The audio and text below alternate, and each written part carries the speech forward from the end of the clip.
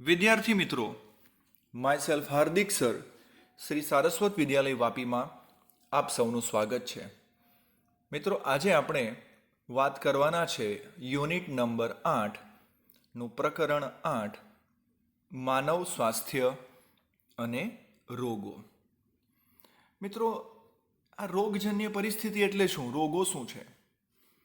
તો કે સામાન્ય સ્થિતિમાં થતો કોઈ પણ ભૌતિક કે ક્રિયાત્મક ફેરફાર કે જે અસ્વસ્થતા કે અશક્તતા પેદા કરે અથવા તો જીવન સજીવના સ્વાસ્થ્યને બગાડે તેને શું કહેવાય?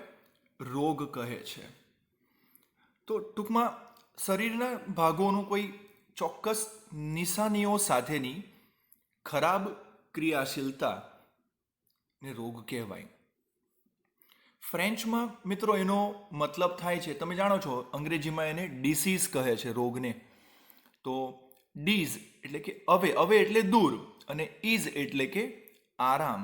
તો કંઈક આવી પરિસ્થિતિનું સર્જન થાય, ખરાબ ક્રિયાશીલતા શરીરની. ઓક્સફર્ડ ઇંગ્લિશ ડિક્શનરી મુજબ વાત કરીએ તો રોગ એટલે શરીરના કેટલાક ભાગોની એવી સ્થિતિ કે જે તેઓના કાર્યોમાં ખલેલ પહોંચાડે, ડિસ્ટર્બન્સ કરે અને અથવા તો એમને અવ્યવસ્થિત કરે, ઇમ્બેલેન્સ કરે.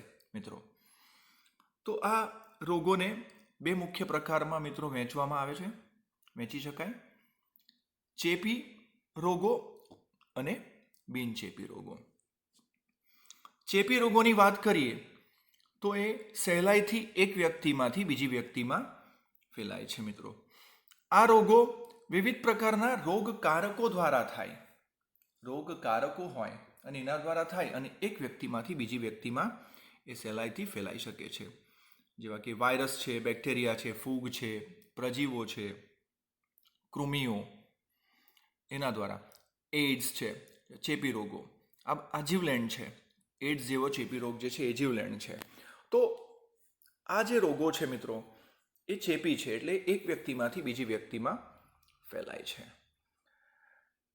બિનચેપી રોગોની વાત કરીએ તો એ વ્યક્તિ પૂરતો જ મર્યાદિત રહે છે, અન્ય વ્યક્તિમાં ફેલાતો નથી.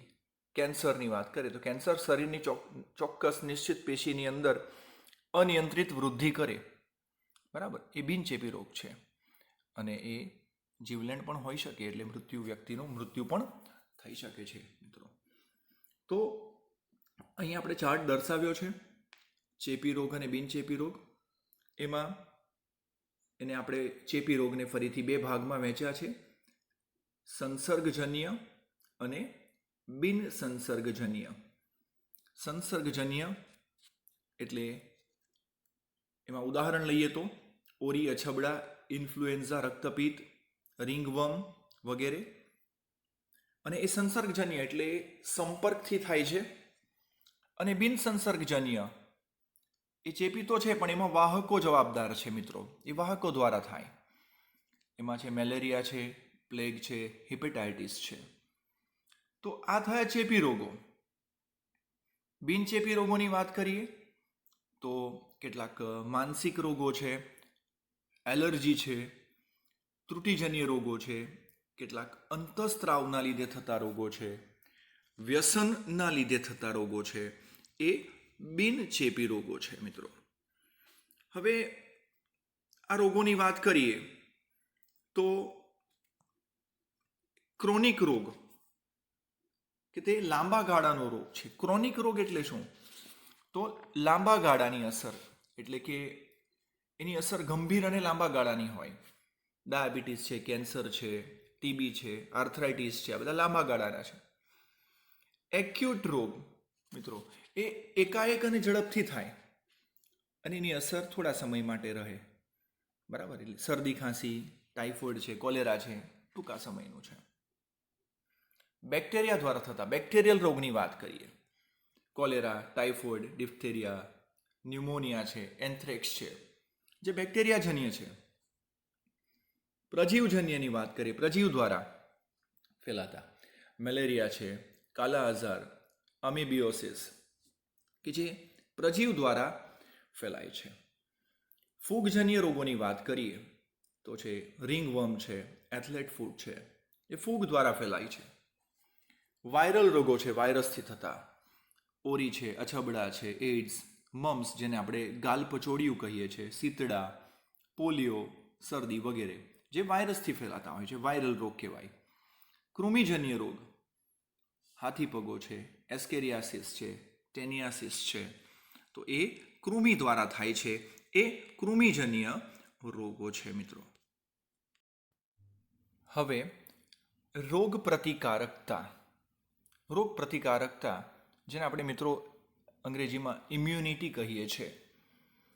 તમે જાણો છો કે આપણું શરીર પરજાત ઘટકોથી પોતાના રક્ષણ માટે સક્ષમ છે, પોતાનું રક્ષણ કરવા માટે. અને યજમાનમાં રહેલ રોગકારક સજીવો અને લડવાની આ ક્ષમતાને પ્રતિકાર તંત્ર દ્વારા એ નિર્ધારિત થતી હોય છે. પ્રતિકાર તંત્ર, ઇમ્યુન સિસ્ટમ છે, જેને પ્રતિકારકતા કહે છે. પ્રતિકારકતા, ઇમ્યુનિટી. તો ટૂંકમાં મિત્રો જે પરજાત ઘટકો છે, જે આપણા શરીરને એની સામે લડવાનું હોય છે, આ ઘટકોની સામે, બરાબર. તો એની સામે જે એક તંત્ર તૈયાર થાય છે એ છે પ્રતિકાર તંત્ર, બરાબર. અને એના દ્વારા પ્રતિકારકતા નક્કી થાય છે, પ્રતિકારકતા નિર્ધારિત થાય છે પ્રતિકાર તંત્ર દ્વારા. બે પ્રકારની રોગ પ્રતિકારકતા હોય છે. એક છે જન્મજાત પ્રતિકારકતા અને બીજી છે ઉપાર્જિત પ્રતિકારકતા. તો આ જન્મજાત પ્રતિકારકતા શું છે તેની વાત કરીએ. જન્મજાત એટલે કે જન્મતાની સાથે જ, એટલે જન્મની સાથે પ્રાણીને વારસામાં મળતી પ્રતિકારકતા. જન્મની સાથે, જન્મ થાય છે સજીવનો, પ્રાણીના જન્મની સાથે જ એને વારસામાં જે પ્રતિકારકતા મળે છે એને જન્મજાત પ્રતિકારકતા કહે છે. મિત્રો એ વિશિષ્ટ પ્રકારની પ્રતિકારકતા છે, બરાબર. આપણા શરીરમાં આવેલ કેટલાક અંતરાયોની હાજરી જે છે એના કારણે આ પરજાત દ્રવ્યો શરીરમાં પ્રવેશતા અટકે છે. ટૂંકમાં અહીંયા વિશિષ્ટ પ્રકારના અંતરાયો છે. અંતરાયો એટલે કે પડદા કહી શકો તેમે અંતરાયો છે, અવરોધ છે, જે પરજાત અણુઓને શરીરમાં પ્રવેશતા અટકાવશે. એટલે એક વિશિષ્ટ પ્રકારની પ્રતિકારકતા છે. તો એ અંતરાયોને આપણે જોઈએ, જે આપણે આ જન્મજાત મળ્યું છે. તો પહેલું છે ભૌતિક અંતરાય. ભૌતિક અંતરાય મિત્રો, તો આપણા શરીરની જે ત્વચા છે, શરીર પરની ત્વચા એ મુખ્ય ભૌતિક અંતરાય છે અને જે સૂક્ષ્મ જીવાણુઓના પ્રવેશને અટકાવે છે. ત્વચા, સ્કિન આપણી, જે સૂક્ષ્મ જીવાણુઓને નથી જવા દેતા. એ રીતે શ્વસન માર્ગ, જઠરાંત્રિય માર્ગ, યોનિ માર્ગના અસ્તરમાં રહેલ શ્લેષ્મપડ એ આપણા શરીરમાં પ્રવેશતા સૂક્ષ્મ જીવોને અટકાવે છે. તો આ શ્લેષ્મપડ એટલે કે ચિકાશયુક્ત પડ જે છે એ શરીરમાં પ્રવેશતા સૂક્ષ્મ જીવોને અટકાવશે. અને આ જે શ્લેષ્મપડ છે એમાં આવા જીવાણુઓ, રોગકારક સૂક્ષ્મજીવો જે છે અંદર ચોંટી જાય છે મિત્રો. અને પક્ષમલ અધિચ્છદ જે છે એના દ્વારા તેમનો નિકાલ શરીરની બહાર કરવામાં આવે છે, પક્ષમલ અધિચ્છદ દ્વારા, અધિચ્છદી પેશી દ્વારા. તો ટૂંકમાં આ જે ભૌતિક અંતરાય છે એ શરીરમાં પ્રવેશતા સૂક્ષ્મજીવોને અટકાવે છે આ રીતે. બીજો છે દેહધાર્મિક અંતરાય. દેહધાર્મિક અંતરાયની વાત કરીએ તો જઠરમાં એસિડ, મુખ ગુહાની અંદર લાળ રસ છે, આંખમાંથી નીકળતા અશ્રુ છે, આ બધા જ મિત્રો જે છે એ સૂક્ષ્મજીવોની વૃદ્ધિને અટકાવશે. તાપમાન, માધ્યમનું પીએચ અને વિવિધ સ્ત્રાવો જે છે રોગજન્ય જીવાણુનો વિકાસને અટકાવે છે. તાવ કેટલાક જીવાણુનો નાશ કરે, એનું ગુણન ધીમું કરે, બરાબર છે મિત્રો. તો આ જે બધા અંતરાયો છે, વિવિધ સ્ત્રાવો જે છે, આ બધા દેહધાર્મિક અંતરાય થયા. દેહધાર્મિક અંતરાય છે. અહીંથી મિત્રો ઘણા બધા MCQ બની શકે અંતરાયના અનુસંધાનમાં. ભૌતિક અંતરાય કયો છે, દેહધાર્મિક કયો છે. ત્યારબાદ કોષીય અંતરાય. તો કોષીય અંતરાયની વાત કરીએ તો શરીરમાંના કેટલાક શ્વેતકણો જેવા કે PMNL એટલે કે પોલીમોર્ફોન્યુક્લિયર લ્યુકોસાઇટ્સ, તટસ્થ કણો, એક કેન્દ્રીય કણો, નૈસર્ગિક મારક કોષો, મેક્રોફેજ, આ બધા આ શું છે એ સૂક્ષ્મજીવોનો નાશ કરે છે મિત્રો. બરાબર. તો યાદ રાખજો કોષીય અંતરાયમાં કોણ કોણ આવે છે? PMNL, તટસ્થ કણો, એક કેન્દ્રીય કણો, નૈસર્ગિક મારક કોષો, મેક્રોફેજ, આ જે બધા શ્વેત કણો જે છે, કેટલાક શ્વેત કણો છે, આ બધા રુધિરમાં રહેલા કોષો છે. તો એ શું કરશે? કોષીય અંતરાય તરીકે વર્તે છે, સૂક્ષ્મજીવોનો નાશ કરે છે. કોષરસીય અંતરાય, વાયરસગ્રસ્ત કોષની વાત કરી. વાયરસગ્રસ્ત એટલે એનું ઇન્ફેક્શન લાગ્યું એવો ઇન્ટરફેરન્સ નામના પ્રોટીનનો સ્ત્રાવ કરે છે મિત્રો, કે જે બિન ચેપગ્રસ્ત કોષોને વાયરસના ચેપથી રક્ષણ આપે. એટલે શું થાય કે જે કોષમાં વાયરસનું ઇન્ફેક્શન લાગ્યું હોય, વાયરસગ્રસ્ત બન્યો હોય, એ પોતે એક દ્રવ્યનો સ્ત્રાવ કરે, પ્રોટીનનો સ્ત્રાવ કરે, એનું નામ છે ઇન્ટરફેરોન્સ. ઇન્ટરફેરોન્સનો સ્ત્રાવ કરે, જે શું કરશે? ઇન્ટરફેરોન્સ બિન ચેપગ્રસ્ત કોષોને, એટલે કે જેને ચેપ નથી લાગ્યો તેવા કોષોને વાયરસના ચેપથી રક્ષણ આપે છે. તો મિત્રો ખાસ યાદ રાખજો, આજે 4 અંતરાય જે આપણે વાત કરી, ઘણા બધા MCQ આવશે. ભૌતિક અંતરાય, દેહધાર્મિક અંતરાય, કોષીય અંતરાય, કોષરસીય અંતરાય. આ રીતે પૂછી શકે કે ઇન્ટરફેરોન્સ સંબંધિત વાત આવે એટલે સમજી જવાનું કે કોષરસીય વાત છે. શ્વેતકણોની વાત આવે, મેક્રોફેજની વાત આવે એટલે શાની વાત આવે સમજી જવાનું. કોષીય અંતરાયની વાત છે, ત્વચા વગેરેની વાત આવે તરત જ ભૌતિક અંતરાય. મુખ ગુહામાં લાળ રસની વાત આવે, જઠર રસની વાત, જઠરમાં એસિડની વાત આવે, તાપમાનની વાત આવે, આંખમાં અશ્રુની વાત આવે, તો એ દેહધાર્મિક અંતરાય છે. તો આના પરથી ઘણા બધા પ્રશ્નો મિત્રો બની શકે છે. હવે ઉપાર્જિત પ્રતિકારકતા. મિત્રો ઉપાર્જિત પ્રતિકારકતામાં સ્મૃતિની લાક્ષણિકતા એ ધરાવે છે, એટલે કે મેમરી.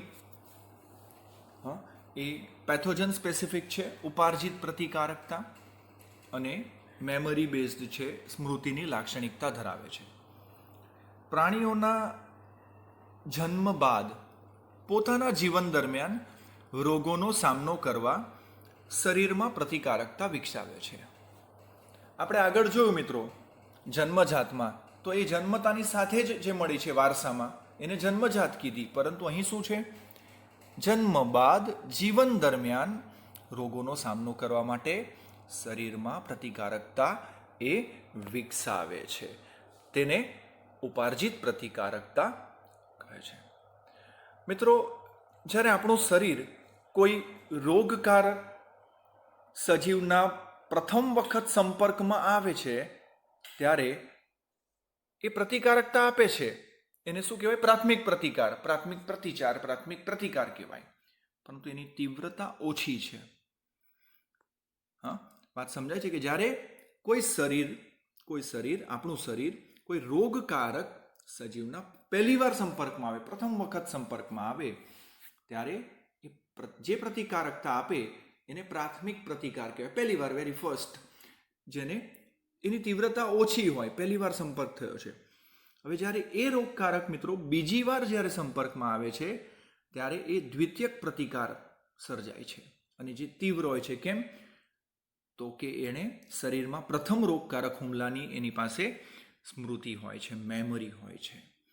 એટલે જે રોગકારક પહેલી વાર આવ્યો હતો ને ત્યારે એની તીવ્રતા આપણા શરીરની ઓછી હતી સમજવાની. હવે એ બીજી વાર પ્રવેશે છે ત્યારે એને મેમરી બેઝ છે, એટલે એના શરીરમાં એની મેમરી સેવ છે, એટલે તરત જ એની સ્મૃતિ હશે, એટલે એનો પ્રતિકાર જે છે આપણું શરીર ખૂબ જ ઝડપથી કરશે, તીવ્રતાથી કરશે. મિત્રો આપણા રુધિરની વાત કરીએ તો રુધિરમાં રહેલા 2 વિશિષ્ટ પ્રકારના લસિકા કોષો દ્વારા પ્રતિકારકતા પ્રતિચાર દર્શાવાય છે. લસિકા કોષો જેને આપણે ઇંગ્લિશમાં લિમ્ફોસાઇટ્સ કહીએ છીએ, અને એ છે બી લસિકા કણો, બી લસિકા કોષો અને ટી લસિકા કોષો, બી સેલ્સ અને ટી સેલ્સ. તો યાદ રાખજો, બી લસિકા અને ટી લસિકા કોષો. મિત્રો આજે બી લસિકા કોષો છે, B for bone marrow and T for thymus. આજે નામ કેવી રીતે પડ્યું બી કોષો અને ટી કોષો?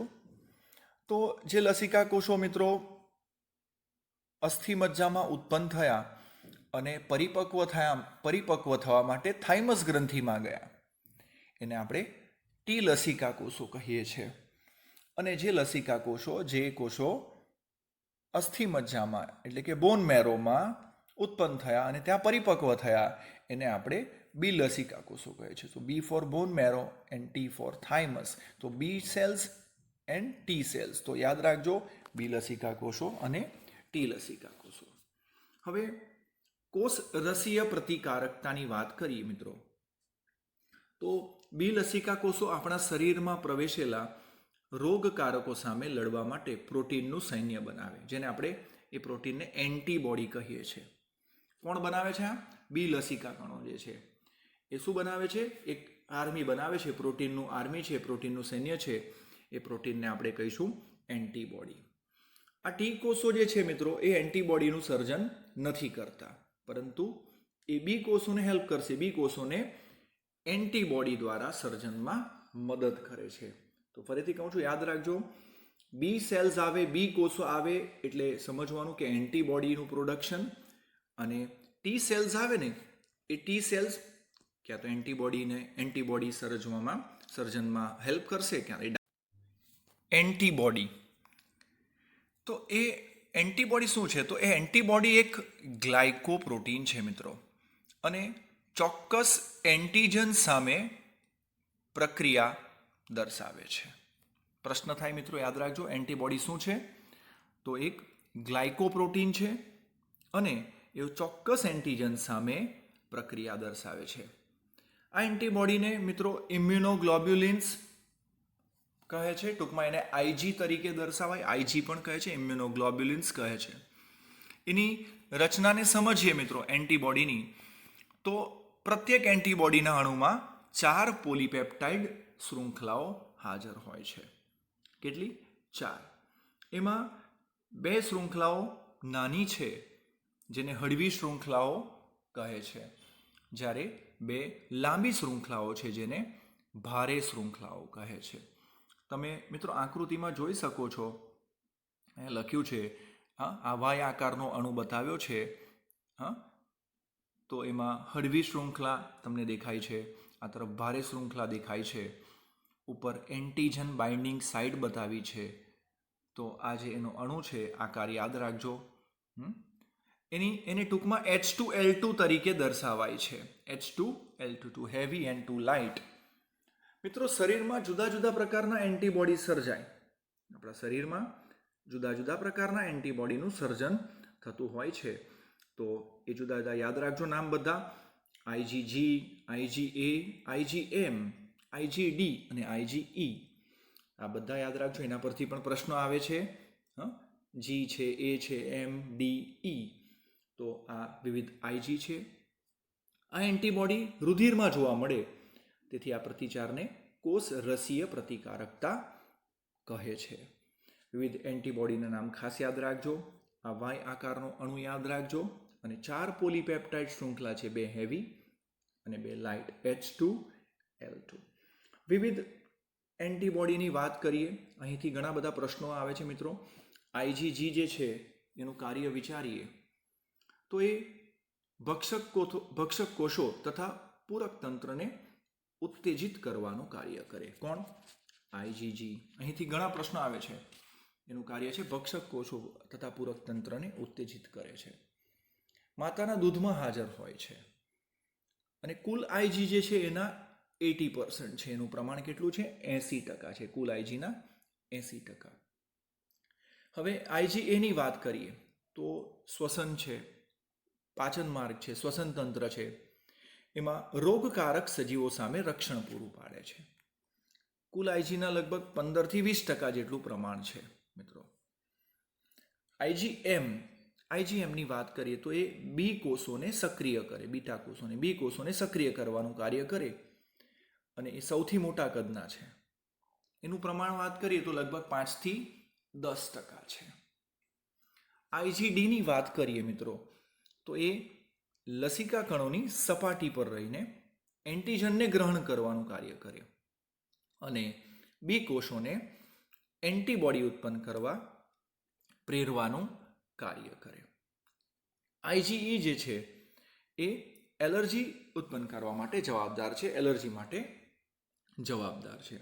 તો મિત્રો યાદ રાખજો, ઘણા બધા પ્રશ્નો આવે છે, તમને અસંગત અલગ તારો એમ કરીને આપી દે, જુદા જુદા આઈજીના નામ આપે, દાખલા તરીકે આઈજીજી, આઈજીએ, આઈજીએમ અને આઈજીપી આપી દેશે. તો અસંગત અલગ તારો, તો તમે જાણો છો કે આ ઇમ્યુનોગ્લોબ્યુલિન નથી, તો કયું નથી એ તમારે શોધવાનું રહે. એના કાર્ય પરથી આપી દે કે ભાઈ સૌથી મોટા કદના આઈજી કયા ઇમ્યુનોગ્લોબ્યુલિન, સૌથી મોટા તો આઈજીએમ. હા, આઈજીમાં 80% પ્રમાણ, સૌથી વધુ પ્રમાણવાળા તો આઈજીજી. એલર્જી માટે જવાબદાર ભાઈ તો કે આઈજીઈ. ઉલટો પ્રશ્ન પૂછે આઈજીઈનું કાર્ય, તો એ એલર્જી સાથે સંકળાયેલું. બીજો પ્રશ્ન પૂછાય લસિકા કણની સપાટી પર, તો કે આઈજીડી. બરાબર છે. તો આ રીતે બી કોષોને સક્રિય કરનાર, તો આ રીતે ઘણા બધા પ્રશ્નો અહીંથી આવી શકે છે મિત્રો, યાદ રાખશો. હવે કોષીય પ્રતિકારકતા. કોષીય પ્રતિકારકતાની વાત કરીએ, સેલ મીડિયેટેડ ઇમ્યુનિટી, જેને CMI કહેવાય છે, આ પ્રતિક્રિયા જે છે મિત્રો ટી કોષો દ્વારા થાય છે. ટી કોષો દ્વારા. મિત્રો એન્ટીજનના સંપર્કમાં આવ્યા બાદ ટી કોષો શું કરે, વારંવાર વિભાજન થાય અને અનેક નવા ટી કોષોનું સર્જન કરે. કોણ? ટી કોષો. આપણે વાત કરી, તમને યાદ રાખજો, ફરીથી કહું છું, હા, બી કોષો શું છે અને ટી કોષો શું છે. હા, બી કોષો શું છે? બી સેલ્સ, બી ફોર બોન મેરો, કે જે કોષો અસ્થિ મજ્જામાં ઉત્પન્ન થયા અને ત્યાં જ પરિપક્વ થયા, તો એ શું છે? બી સેલ્સ છે. અને ટી કોષો શું છે? તો એ અસ્થિ મજ્જામાં ઉત્પન્ન થયા અને પરિપક્વ ક્યાં થયા? એ થાઇમસ ગ્રંથિમાં થયા, તો એ ટી સેલ્સ છે. બરાબર છે. અહીં વિવિધ પ્રકારના ટી કોષોની વાત કરીએ મિત્રો, તો સૌથી પહેલા છે મારક ટી કોષો, જેને આપણે અંગ્રેજીમાં કિલર ટી સેલ્સ કહીશું. આ શું કરશે? મારક ટી કોષો શું કરે મિત્રો? તો એન્ટીજન મિત્રો જે સ્થાનેથી શરીરમાં પ્રવેશે એ સ્થાને આ કિલર ટી સેલ્સ પહોંચી જાય અને સીધા જ એના પર હુમલો કરી દે, સીધા જ એન્ટીજન પર હુમલો કરે. બરાબર. અને બીજું શું કરશે કે ભક્ષક કોષો જે છે બીજા, એ એટ્રેક્ટ થાય, આકર્ષાય એવા રસાયણ પેદા કરશે. એટલે શું કરે? ભક્ષક કોષો એન્ટીજનને ઝડપથી એનો નાશ કરે, એ માટે એને ઉત્તેજિત કરી દેશે. ટૂંકમાં કિલર ટી સેલ્સ જે છે, મારક, નામ જ છે એનું, મારક ટી કોષો, એ શરીરમાં પ્રવેશે અને તરત જ શરીરમાં પ્રવેશતા એન્ટીજન સામે ડાયરેક્ટ એને અટેક કરશે અને એને ખતમ કરશે, હુમલો કરીને એનો નાશ કરશે. તો યાદ રાખજો, કિલર ટી સેલ્સ. બીજા છે મિત્રો અહીં મદદ કરતા જે છે હેલ્પર ટી સેલ્સ છે. આ કોષો શું કરે?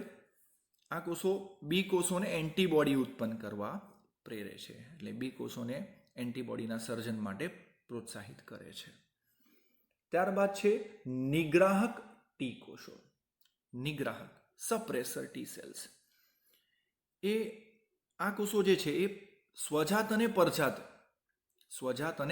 પરજાત એન્ટીજન વચ્ચેનો ભેદ પારખી શકે, એટલે શરીર માટે સ્વીકાર્ય અસ્વીકાર્ય જેવું. તેમજ બી કોષો અને અન્ય કોષોને બિન અસરકારક બનાવે તેવા પદાર્થો મુક્ત કરે. અને આમ તેઓ પ્રતિકાર તંત્ર શરીરના કોષો પર હુમલો કરી ન બેસે એ રીતે તંત્રને કંટ્રોલમાં રાખે, કાબૂમાં રાખે. કારણ કે ઘણીવાર શું થાય કે પોતાનું પ્રતિકાર તંત્ર જ પોતાના શરીર પર હુમલો કરી બેસે છે. તો આ સિસ્ટમને કાબૂમાં રાખવાનું કાર્ય કરે છે. એટલે પ્રતિકાર તંત્ર શરીરના કોષો પર હુમલો કરી ન બેસે તે રીતે એ તંત્રને કાબૂમાં રાખવાનો પ્રયત્ન કરે છે. બીજું છે સ્મૃતિ ટી કોષો. સ્મૃતિ ટી કોષો તેઓ રોગકારકોને મારતા નથી કે મિત્રો એ એન્ટીબોડીનું સર્જન નથી કરતા. રોગકારકોને મારતા નથી કે એન્ટીબોડી નથી બનાવતા, પરંતુ તેઓ પ્રત્યેક હુમલાની સ્મૃતિ જાળવે, મેમરી. દરેક વખતે જ્યારે પણ આવો એન્ટીજનનો હુમલો થાય, શરીરમાં સૂક્ષ્મ રોગકારકોનો હુમલો થાય, એની મેમરી, એની સ્મૃતિ જાળવી રાખે. અને તેઓ વર્ષો પછી પણ એન્ટીજન સાથે સંપર્કમાં આવે ત્યારે તે શું કરે? કાર્ય કરતા કોષોમાં ફેરવાઈ જાય. તો આ રીતે એ શરીરને પ્રોટેક્ટ કરશે. તો યાદ રાખજો, આ ટી કોષોના પ્રકાર અહીંથી પણ ઘણા બધા એમસીક્યુ આવી શકે છે મિત્રો. મારક ટી કોષો, મદદ કરતા ટી કોષો, નિગ્રાહક ટી કોષો, સ્મૃતિ ટી કોષો, અને એના જો મિત્રો આકૃતિમાં તમે અહીં જોઈ શકો છો ટી લિમ્ફોસાઇટ સેલ એવું લખ્યું છે. હા, એનો આ scanning electron micrograph of a human T cell લખ્યું છે. ટી લિમ્ફોસાઇટ, ટી લસિકા કોષો જે છે એનો ઇલેક્ટ્રોન માઇક્રોગ્રાફ અહીં બતાવ્યો છે. બરાબર. આ બીજી આકૃતિમાં તમે જોઈ શકો છો અહીં scanning electron micrograph red blood cell RBC દેખાય છે લેફ્ટમાં. અહીંયા તમને આ આરબીસી છે, આપણો રક્તકણ છે. ત્યારબાદ સેન્ટરમાં પ્લેટલેટ છે, ત્રાકકણ છે, પ્લેટલેટ, રુધિર કણિકાઓ જેને કહીએ, અને ટી લિમ્ફોસાઇટ છે અહીં આકૃતિમાં. બરાબર દેખાય છે. આ રક્તકણ છે, પ્લેટલેટ છે સેન્ટરમાં, અને ટી લિમ્ફોસાઇટ્સ બતાવ્યા છે. આગળ આપણે જોયું અહીંયા કે ટી લિમ્ફોસાઇટ કેવો દેખાય છે. બરાબર, electron micrograph of a human T cell.